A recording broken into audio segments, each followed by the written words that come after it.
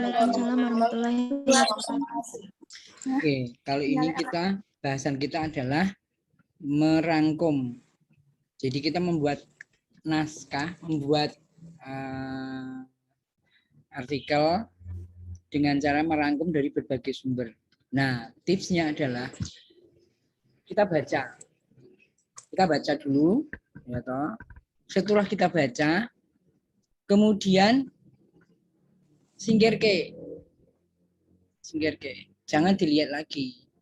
Nek dilihat lagi nanti pasti jadinya kopas. Jadi nanti pasti sama persis. Tapi nek misalnya harus dibaca, kira-kira apa yang termaktub di dalam satu artikel itu, nah tentu masuk ke sini. Boleh dari satu artikel itu kemudian dijadikan script dulu di Word. Nah kemudian setelah cukup, kita baca lagi sumber yang lain dengan tema yang sama. Kemudian singkirkan lagi, kemudian ditambahkan di artikel yang sudah kita buat dengan tema yang sama. Nah, dengan begitu, maka kita bisa jadi akan terbebas dari plagiarisme. Tetapi kalau Anda kopas, pasti akan terjadi plagiarisme. Ini adalah dasar kalau nanti suatu saat Anda membuat tugas paper atau pada saat tugas akhir, menyusun tugas akhir. Caranya adalah seperti itu. Nah, sekarang kita coba. Jadi misalnya, oke, kita di internet mendapatkan sebuah resource. Oke, misalnya contohnya adalah waduk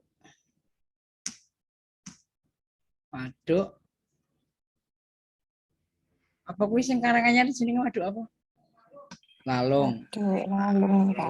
Oke. Nah, biarkan dia mencari.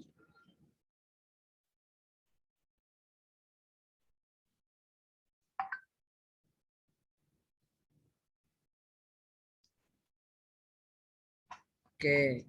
Setelah itu kita dapat Pusdataru Jateng Pulau. Kita lihat aja klik kanan. Jangan diklik. Ya diklik nanti hilang. Klik kanan. Kayak apa? Oh, ini datanya. Ini ada di Desa Lalung, Kecamatannya Karanganyar, Kabupaten Karanganyar, Jawa Tengah. Nama sungainya Jetis. Luas catchment tidak ada. Elevasi 164. Oh, ini volumenya 5 juta meter kubik. Nah, kondisi rusak sedang. Ini mungkin kita ambil sedikit. Dan kalau seperti ini mungkin yang ngafalin susah. Jadi boleh saja tidak dihafalin. Sebentar.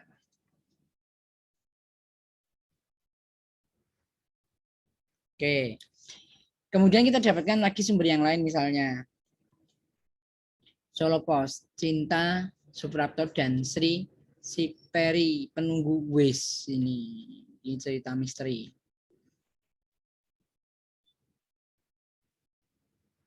Boleh dibaca keras, boleh dalam hati.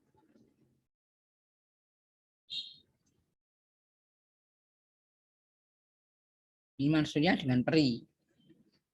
Ini mungkin jadi bumbu ya, bukan menjadi yang utama.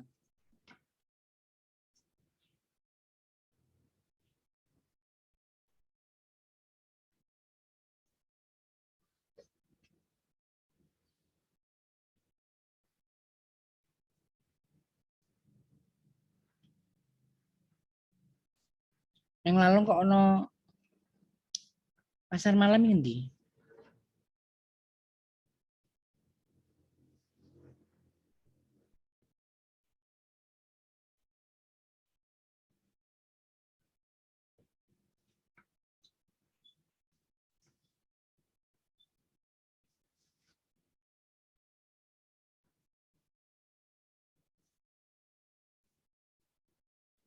Ini mitos ya, mitos. Nah, oke, kita cari yang lain lagi.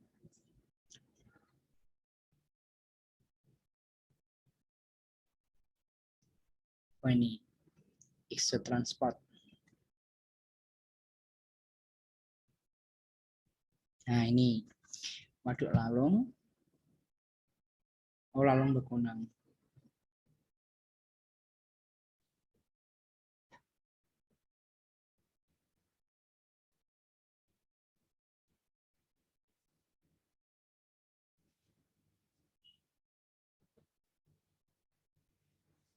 Nih yang penting ini dibangun oleh pemerintah Hindia Belanda pada 1940.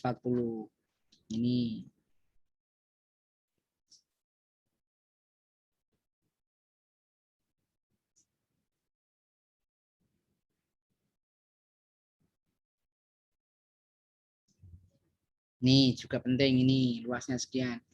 Nah, kita mulai membuka.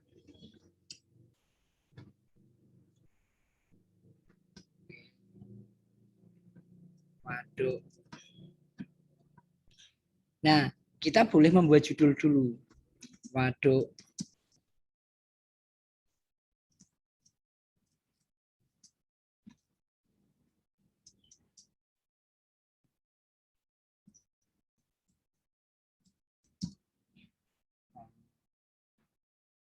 Mungkin dikasih sini.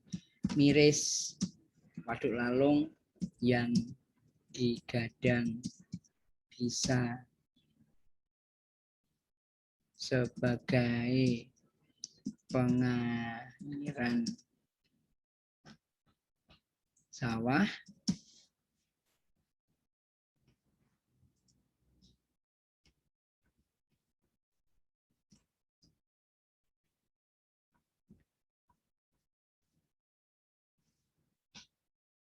kondisinya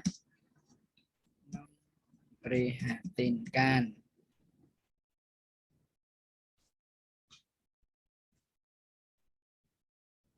Nah, gitu. Oke. Nah, di sini kita kasih Karanganyar. Layarnya hitam, Pak. Layarnya hitam. Oh iya, sebentar. Mungkin publisher yang ini. Oke. Oke, ini. Oke, Karanganyar. Waduh. Lalung. Ingat, kalau ada Waduk Lalung berarti nama, maka ini kapital ya. Waduk Lalung berada di Desa Lalung tadi itu ya.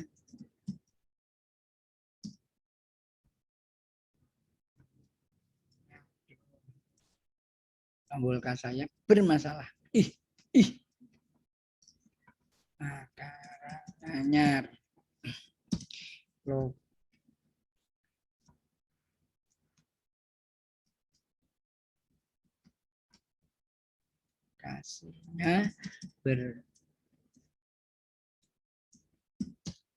di pinggir jalan utama yang menghubungkan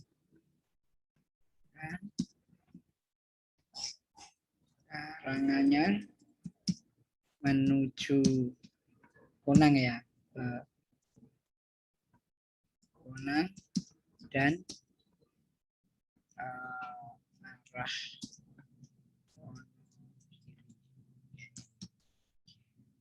ini lokasinya. Waduk seluas berapa tadi dicari. Nah ini nggak bisa, ini harus dicari, kalau ini harus tepat. Nanti kalau nggak dikomplain. Seluas mana tadi? Nih. Luasnya enggak ada. Oh ini. Ini.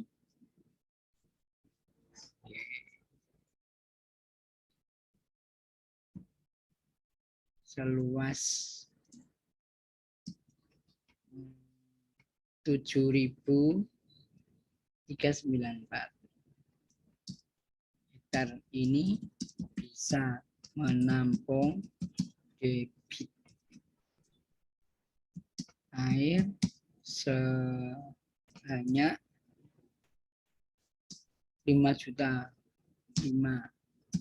juta meter kubik misalnya. Oke, ini 2.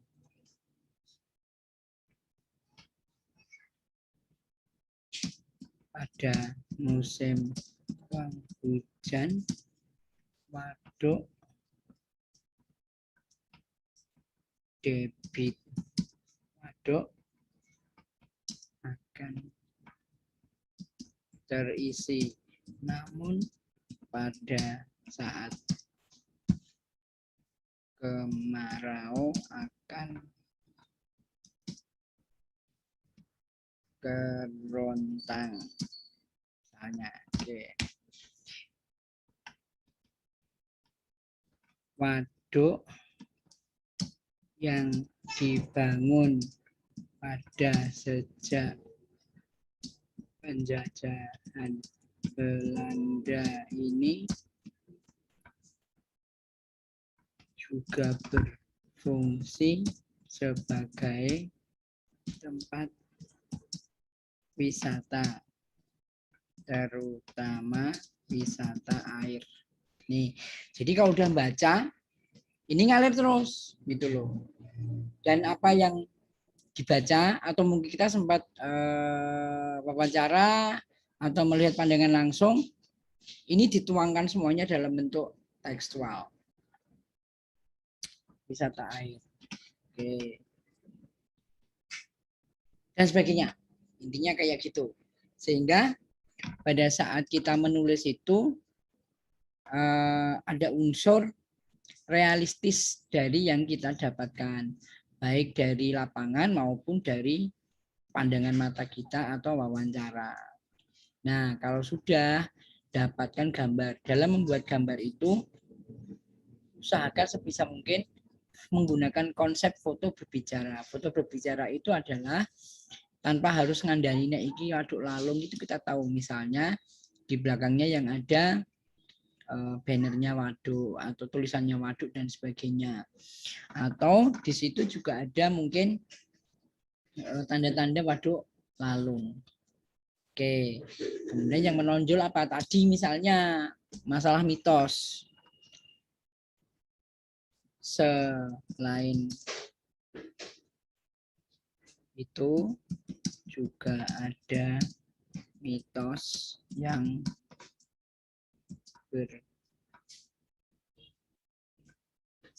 berkembang di masyarakat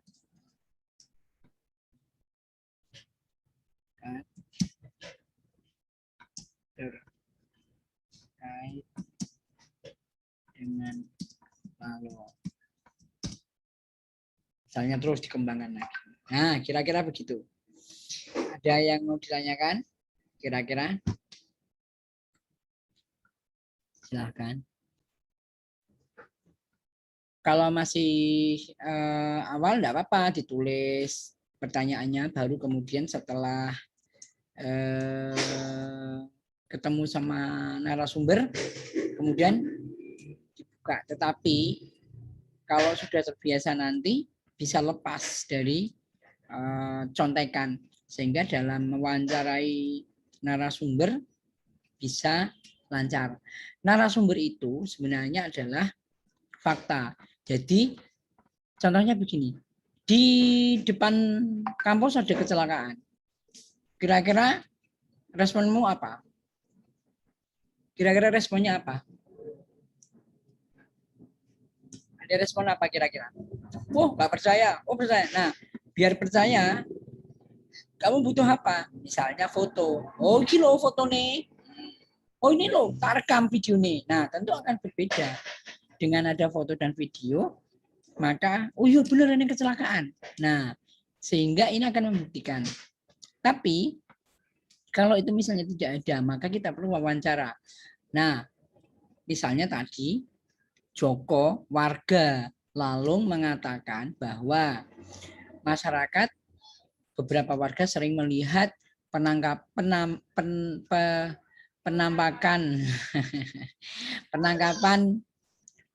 sosok peri di dekat lokasi waduk, misalnya kayak gitu. Joko juga menambahkan bahwa peri itu sebenarnya tidak mengganggu, namun hanya menampakkan saja. Ada beberapa warga yang kemudian juga mencari sosok tersebut, misalnya untuk pesugihan misalnya. Nah, demikian kata Joko menuturkan itu. Kenapa harus ada wawancara? Untuk membuktikan, memfaktakan bahwa saya ngomong itu bukan kamu. Nah, saya ngomong kamu berarti ngarang. Tapi kalau saya ngomong orang lain berarti fakta. Itu.